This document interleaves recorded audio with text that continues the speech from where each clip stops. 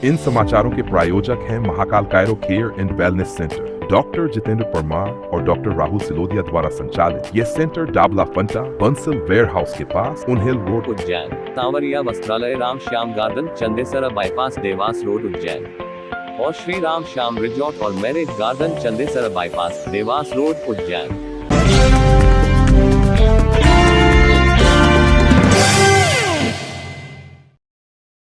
आप देख रहे हैं दिव्य न्यूज। पत्नी ने ससुराल पक्ष एवं पति पर लगाए संगीन आरोप। पत्नी को छोड़ने के बाद फर्जी बायोडाटा बनाकर दूसरी महिला को फंसाने का प्रयास करने वाले पति एवं उसके परिजनों के खिलाफ पीड़िता ने पत्रकार वार्ता में लगाए गंभीर आरोप।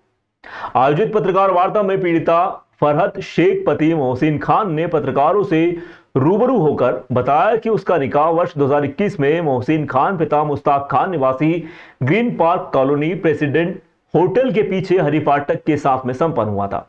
निकाह के बाद से ही पति सास व ससुर के द्वारा दहेज के लिए प्रताड़ित किया जाने लगा था। ससुराल वालों के प्रताड़ना से अजीज आकर मेरे द्वारा उनके खिलाफ दहेज प्रताड़ना का मामला दर्ज करवाया गया था, जो वर्तमान में न्यायालय में प्रचलित भी है।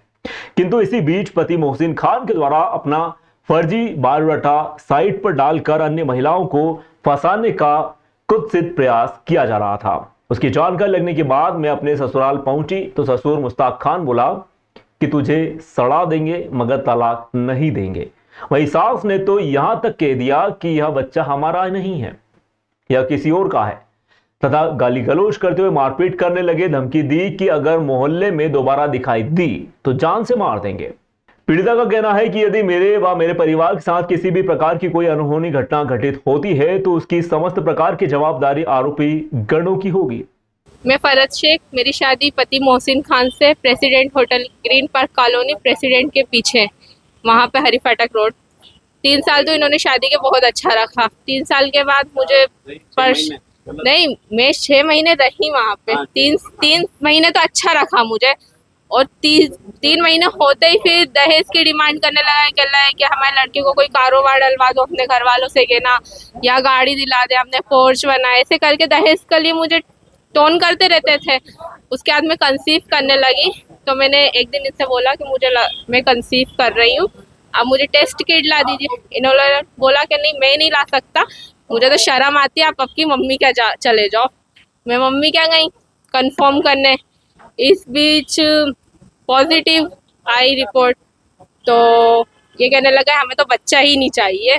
मम्मी ने बोला ऐसा थोड़ी होता, पहले है ये वो, ऐसे करके हमारी थोड़ी सी बातचीत हुई। तो कहा नहीं, हमें तो नहीं चाहिए, आप खुद ही रख लो अपनी बेटी को भी और आप ही वहीं रहो। ऐसे करते करते मुझे 7 महीने घर पे हो गए, फिर शेरी हुआ मेरा बेटा। उसके बाद इन्होंने बोला नहीं, अब हमें तो बच्चा ही नहीं चाहिए, हम तो तलाक ही, मतलब हम तो छुटकारा ही चाहते। इस बीच हम चुपचाप बैठ गए, कोर्ट केस चल रहा था मेरा। 6 महीने का हुआ था मेरा बेटा, मैंने 6 महीने में रिपोर्ट दर्ज कर दी। 6 महीने तक इन्होंने कुछ नहीं। हाँ, इस बीच जब बेटा हुआ था तो मैंने इनसे आधार मांगा, तो कहला मैं आधार वाधार नहीं दूंगा आपको, अपने हिसाब से जो है कर लो। मुझे इसको टीके लगवाने थे आंगनबाड़ी में, वहाँ पे रजिस्ट्रेशन के लिए आधार चाहिए था, तो इन्होंने मना कर दिया। फिर थोड़ा मम्मी पापा को भी लगा कि यार ये ऐसा कैसे कर सकते। 6 महीने का जब मेरा बेटा हुआ तो मैंने महिला थाने में इनके खिलाफ रिपोर्ट दर्ज करवाई कि ये मेरे साथ ऐसा कर। उस बीच केस चलता रहा, कोर्ट में गया, इन्होंने फैमिली कोर्ट में डाला था और फैमिली कोर्ट में हमारी 2 बार काउंसलिंग हुई। इस बीच इन्होंने काउंसलिंग में बोला कि हाँ हम घर ले जाएंगे और अच्छे से रखेंगे। 2 बार ऐसा बोल के 2.5 साल गायब हो गए। फिर 15 तारीख, अभी मई की 15 तारीख को करीब 4 बजे मैं इनके घर गई। मुझे पता चला ये दूसरी जगह शादी कर रहे हैं, फ्रेश बायोडाटा दिया इन्होंने।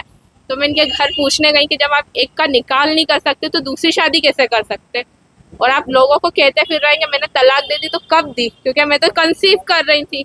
जब मैं कंसीव करी थी तो मेरी तलाक होगी ही नहीं, और अगर दी तो ना मैसेज है मेरे पास, ना कोई गवाह है कि तलाक दिया आपने।